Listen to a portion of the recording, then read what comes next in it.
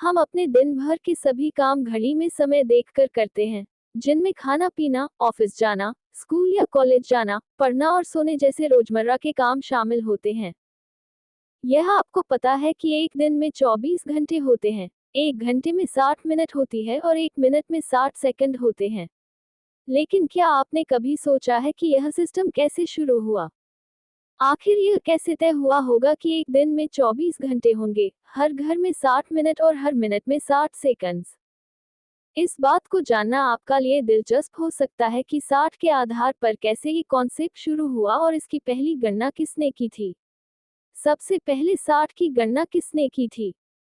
DW Hindi की एक report के मुताबिक ये सिस्टम बेबीलोन के लोगों ने एक प्राचीन प्रणाली के आधार पर विकसित किया, जो मेसोपोटामिया की सभ्यता में मौजूद थी। रिपोर्ट के मुताबिक वे लोग अपने बाएं हाथ के अंगूठे से 4 उंगलियों के 12 हिस्सों को गिनते थे, जिसे एक पवित्र अंक माना गया था। इसके बाद उन्होंने रात और दिन को इस 12 के आधार पर बांट दिया। हालांकि उस समय उन्हें इस बात की जानकारी नहीं थी कि पृथ्वी सूर्य के चारों ओर घूमने में 24 घंटे लेती है। तब भी उन्होंने पहले से ही 12 का उपयोग किया और दिन रात के ऐसे ही बांट लिया। इससे ही दिन में 24 घंटे की गणना का आधार मिला और बाद में यह सत्यापित हुआ। एक घंटे में 60 मिनट की गणना कैसे की गई? वास्तव में उन्होंने अपने दाहिने हाथ का उपयोग करके अपने बाएं हाथ की 4 उंगलियों के हिस्सों को अलग अलग उंगलियों और अंगूठे से गिना और इसका योगफल 60 मिला।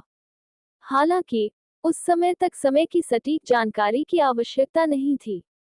उस समय पूर्णतया खगोलज्ञ इस 60 का उपयोग समय की सटीक गणना के लिए करते थे।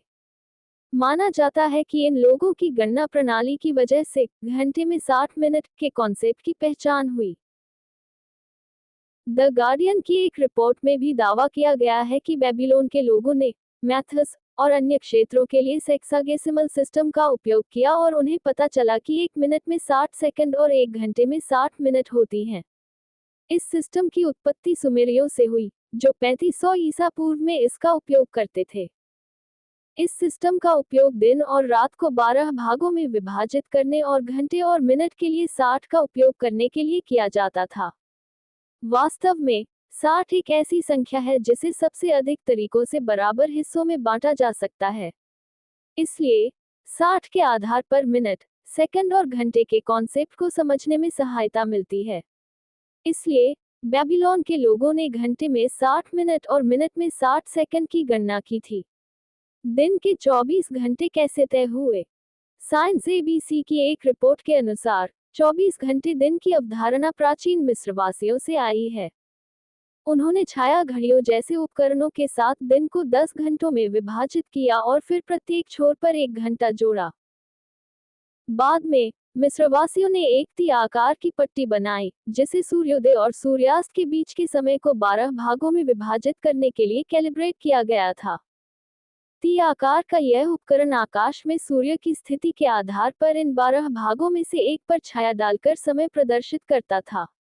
रात में काम नहीं करती थी ये प्रणाली दिन के दौरान जब सूर्य मौजूद होता था तो अच्छी तरह से काम करती थी, लेकिन रात में सूरज की रोशनी न होने के कारण समय का पता लगाना बहुत मुश्किल होता था। प्राचीन मिस्रवासी ने रात के समय की गणना करने के लिए तारों का इस्तेमाल किया। उन्होंने 36 विशेष सितारों के एक समूह पर ध्यान दिया, जिन्हें डेकेन कहा जाता है। ये तारे एक पैटर्न में आकाश में उगते थे। उन्होंने सही ढंग से तारों की मदद से समय का हिसाब रखने के लिए विशेष चार्ट बनाए, जिन्हें स्टार कैलेंडर कहा जाता है। समय बीतने के साथ आखिर में इस टाइम कीपिंग प्रक्रिया को दिन और रात के साथ मानकीकृत किया गया। हालांकि इसमें तब भी काफी कमियां थीं, जो समय के साथ सुधरती चली गईं। 14वीं शताब्दी में आई घड़ी। साइंस ABC की रिपोर्ट के अनुसार ग्रीक गणितज्ञ हिप्पाकस ने एक दिन को 24 बराबर घंटों में विभाजित किया। इसके बाद यूरोप में 14वीं शताब्दी में यांत्रिक घड़ियां आईं और आम लोगों ने समय देखने के लिए अब इस प्रणाली का उपयोग करना शुरू कर दिया जिसका हम आज करते हैं।